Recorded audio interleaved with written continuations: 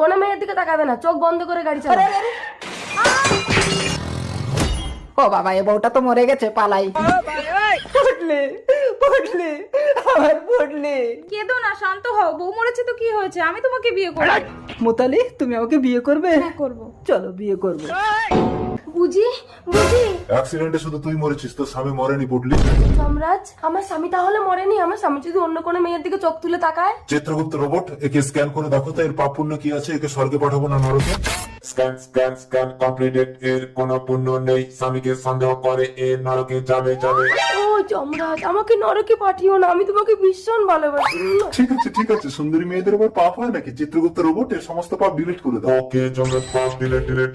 সুন্দরী, এবার আমি তোমাকে স্বর্গে পাঠাবো। না না, ওকে মরতে গিয়ে আবার স্বামীর সেবা করে পুণ্য করে আসতে হবে, তবেই স্বর্গে যেতে পারবে। মরতে, তার বাড়ি থেকে আবার জীবিত করতে হবে।